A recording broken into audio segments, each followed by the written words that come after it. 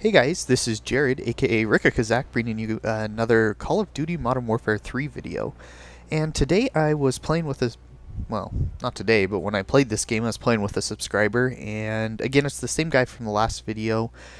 I'm just gonna call him Josh, and Josh knows all sorts of these like different and creative jump spots, and every time we're playing he would always show me like, hey, come look, check this out, and he ends up dying here right in the beginning. But we end up joining the game. Is super late. Uh, we're down, as you can see, 93 to 38 already, and it's kind of annoying. It brings me to my first point in this video is I wish Infinity Ward, Activision, that whole crew, I guess the whole Modern Warfare or Call of Duty franchise had more selective criteria when you were joining a game. So many times I'll join a game and it will be like a domination game and we'll be behind like 190 to 72. It's like, wow, the game's almost over. I'm going to get a loss on my account now. There's no chance in winning.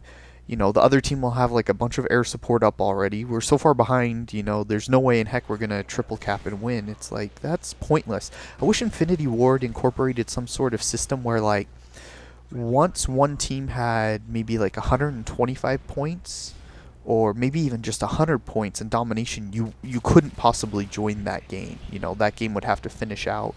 I know that might lead to like a lot of people rage quitting and games breaking and that sort of thing, which is absolutely never fun.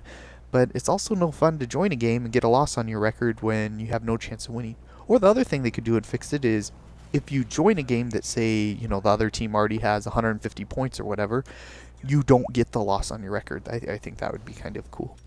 But anyways, another thing I wanted to talk to you about was, oh, real quick, here I am with the Reaper.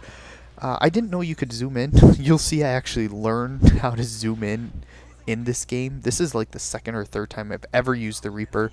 I've seen Sandy Ravage use it and he just destroys noobs with it, but I absolutely suck. Thankfully, I played this game about a week ago, so I'm much better with it now. So in the future we'll see some better Reaper play, but still learning Modern Warfare 3. You know, I got a real estate business. I gotta make money playing poker. That's how, you know, I pay my mortgage. That's how I feed my family, is through poker. So I have to put in times at the table, and I just don't get to play as much video games as I like. But hopefully I'll get some more time here in the future. But got a question posed to me, and basically the question was asking me about girls. And as you guys probably know, hopefully know, I'm a little bit older. I'm 27, and I'm married. And the question was basically, you know, how did you date girls? How did you ask girls out? That sort of thing. And the guy who was asking, I won't say his name, but he was 14, so you know he's in that young. He's never dated a girl before. He wants to ask this one girl out he really like. How do you do it? How do you approach? How do you ask a girl to dance? Those kind of questions. That's what he was asking. And so the first thing I would recommend to anybody who's interested in a girl, and just real quick on my background, you know, I started dating my first you know, I had girlfriends in junior high. I even had my first girlfriend when we dated for like 3 months in grade school. It was, yeah, it was fun. The funny part, the reason why I'm chuckling is I'm a pretty short guy. I'm only 5'8". So, you know, I think if you consider the average man in the world is 5'8", but the average American is 5'10" or 5'9". I should Google that. But anyway, so I'm a little bit on the shorter side, not a midget, but certainly, you know, my dad's 5'11", so I'm certainly shorter than him.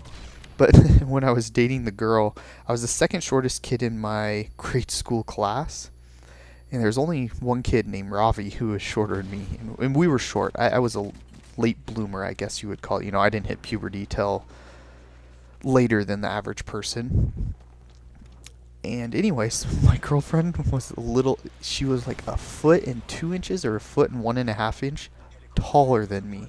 So yeah, it was hilarious because the 6th grade we had this one thing, this dance. It was like a swing dance type thing, and for that whole month in PE class we would, you know, practice.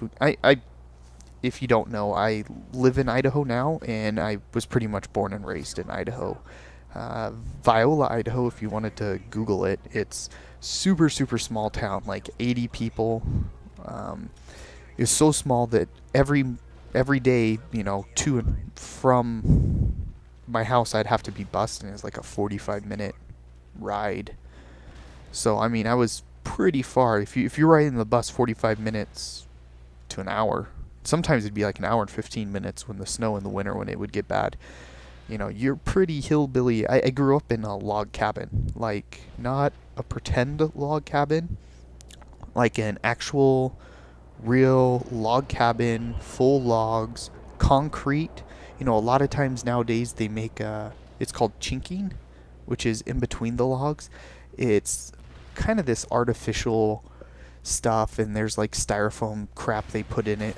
Anyway, it's super good stuff. I mean, it's very energy efficient. That's why they use it. It's better stuff. But think more stereotypical white hillbilly hick, growing up in a small town, getting bused to the big town. And the big town when I was growing up I think it has like 18,000 people now. So it's still pretty small. So, yeah, but anyways, wow, I got off on a huge tangent there. So, yeah, I dated her, and then in junior high, didn't really have any serious girlfriends. Dated a couple girls, nothing noteworthy, nothing special. Nobody really, I can't even remember a couple of their names really. Nothing special. In high school, I had a super serious girlfriend, the stereotypical high school sweetheart. We dated for like a year and a half. And look at this. I thought that we were having some leg issues. I knifed that dude. I swear I knifed that dude. Like, I couldn't believe it. It kind of pissed me off. I hate that shit. It's like, I swear to God, I knifed that man. But anyways, I'm sidetracking even more. I'm sidetracking on my sidetrack. But in high school, so I dated the girl for a year and a half, and then went to college, went to Gonzaga. It's in Spokane, Washington. So go Zags if you like to watch college basketball. If the NBA goes on complete strike, which I don't really follow the NBA, I don't really like it. I'm more of a college basketball, college football guy. But a lot of people will be watching a lot more college sports if the NBA never has a season this year, which they might have already announced they're not going to, or they are. I don't know. I don't follow it close enough to be able to tell you guys. But anyway, go Gonzaga. Gonzaga basketball. It was so much fun in college going to the basketball games. But also had a college sweetheart, dated her for like a year and a half, and then after her, dropped out of college to play poker for a living. Met my wife, we dated for a year and a half, we were engaged for a year and a half, and then, now we're married. We've been married over 4 years now, so married for a little while. But anyway, next video I'll have to answer the question of how to ask a girl or how to date a girl, because I've had some good success. But anyway, this is Jared, aka Rickakazak. Have a good one.